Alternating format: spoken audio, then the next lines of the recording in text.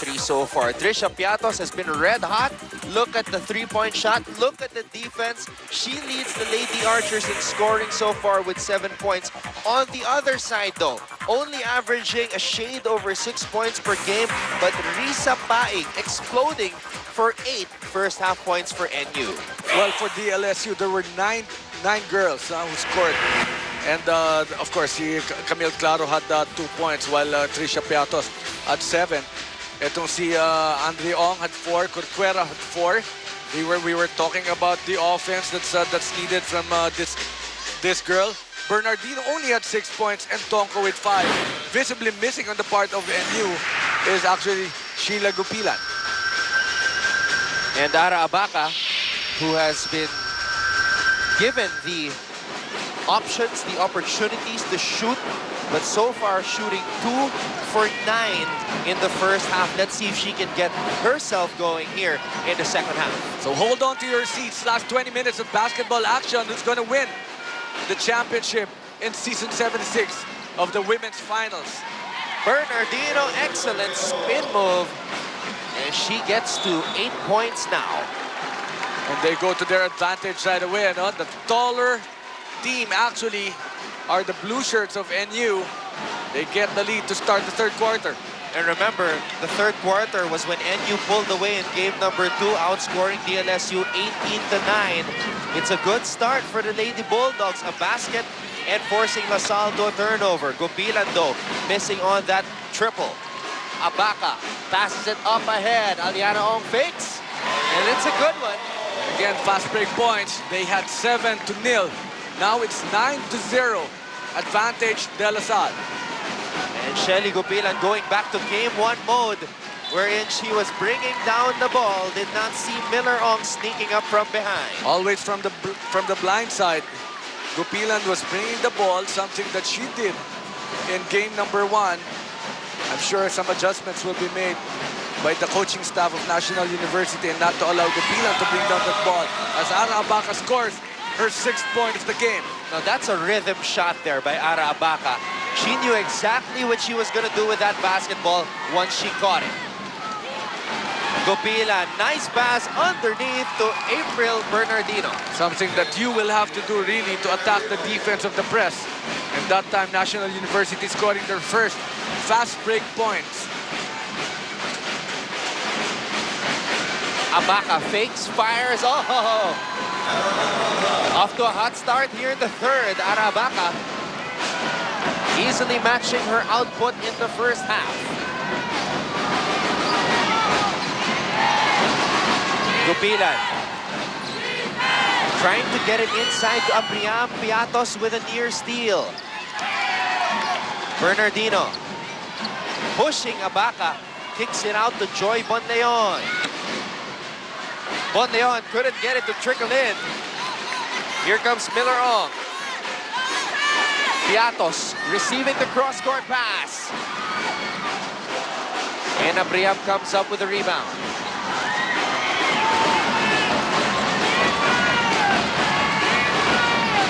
Bernardino took a long while to think about hoisting that shot up. As if she was taking the free throw that time. Yeah. She was not so decided in really hoisting that shot over Ara Abaca. Very indecisive attempt there. Cassandra Santos wanted a foul, did not get it. Let's take a look at this. Abaca, a rhythm shot. Catch and shoot. And then here, faking and converting. Santos from the inbounds pass. Offensive rebound. Aliano! But you know, you really have to credit the rebounding that's being done by Cassandra Santos for Coach Tyrone Bautista. No? Santos, so baka pwede na natin tawagin ano to no? Yung Spider-Woman.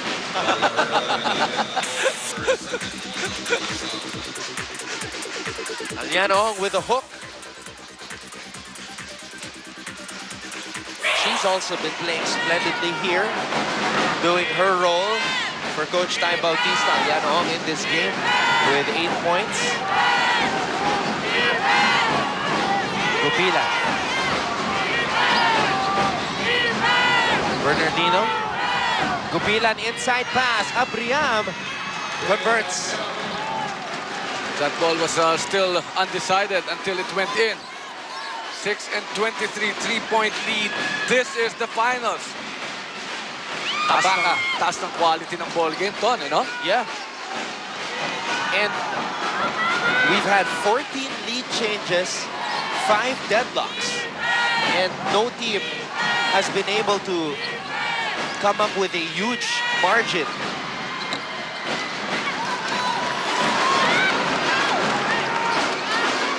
Abaka, no-look pass. Touch pass by Santos to Aliana Ong was disrupted.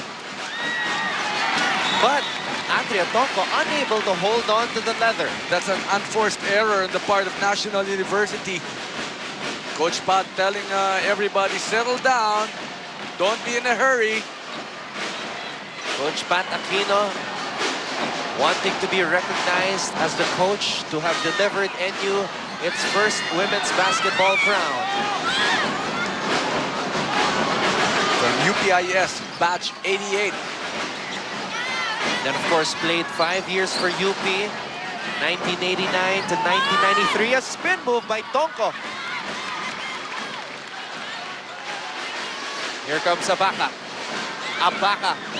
Try to get it inside to Santos. Now, if there's something that De La Salle is making sure here in the third quarter, they're still the one actually, no, yung rhythm ng laro nila. Maganda sa panimula. Unlike in game number 2, when we started the third quarter, yun na, bumitaw na halos talaga ang koponan ni Coach Tyrone Bautista. Shelly Gupilan called for a backcourt violation there. So the pressure of LaSalle, they're not letting up. They're continuing to apply it. And it's creating turnovers on the side of NU. Piatos finally knocking down her second three-pointer of the game. You saw Katie Wilson cheering on. Her former team was the starting center in last year's squad that made it to the finals, but lost to FEU.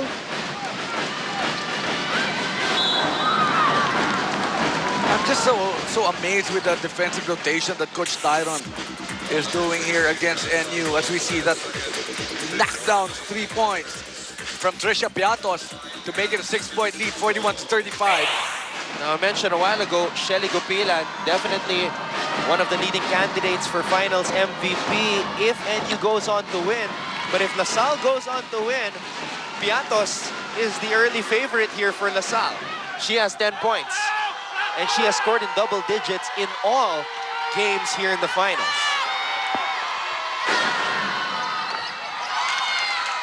Last year when we were covering, you know, the FEU versus this team of Coach Tyrone, De La Salle Lady Archers, it was Ara Abaka, no, against Lim.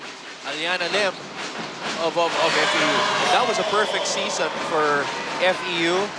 14-0 in the elimination round, the thrice-to-beat advantage in the finals, sweeping LaSalle, and then Sok Borja was the finals MVP. But then, of course, FEU not making it to the Final Four this year, so a new champion will be crowned. As you see, Piatos getting called for a foul there. This is the biggest lead of the game for LaSalle. And now National University wants to talk things over.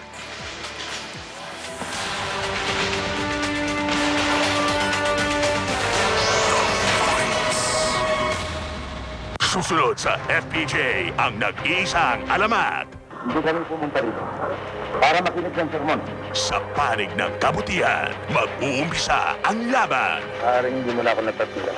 Pero ito, hindi ko na maaaring makalimutan.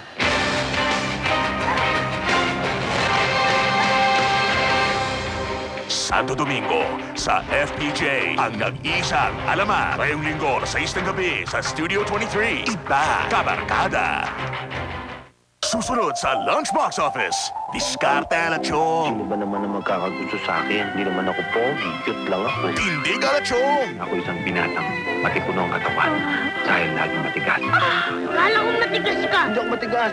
Malambot nga eh. Tama na, Chong. Tinatanggap ko ang hamon mo. Ito, kaya mo to? Ito. Si Joey Marquez makakasama nyo sa sanghalian sa Lunchbox Office. Dito lang sa Studio 23. Iba kabarkada.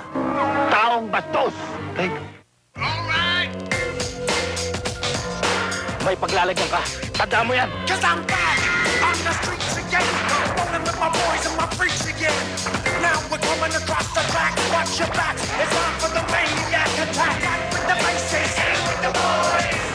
Let's make some noise. Go, go, go, go, go, go, go, go, go, go, go, go.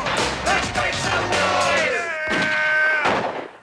Kilala mo na ang mga legends. Gentlemen, it is electric. Ngayon, panahon na para makilala mo ang mga bagong salta. Magpapakitang gilas na sila sa WWE NXT sa Studio 23. Iba kabarkada.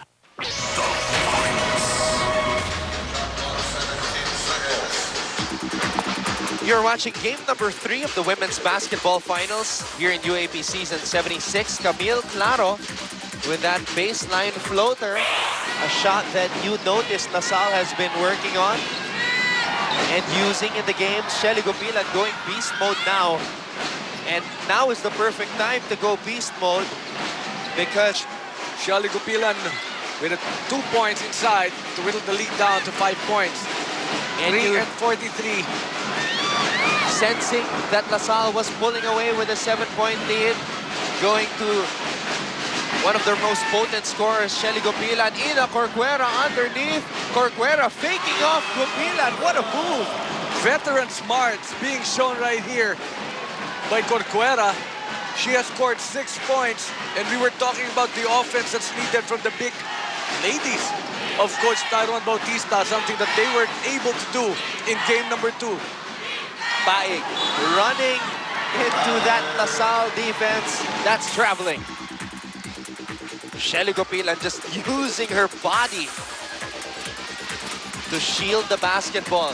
Pero eto naman ang pambawi ni Ina Corcuera, faking off Shelly for that hook shot. Yatos falling down to the ground. National University will have possession.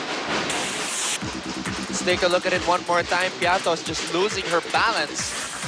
Jump Diving ball. for that ball Yeah. now was Lisa Baig. Opportunity to get the ball. Tenacity being shown by the blue shirts as Camille Ramos again, the defensive specialist of Lady Archers coming into the game. DLSU on top 45-38. 2 minutes and 55 remaining in the third.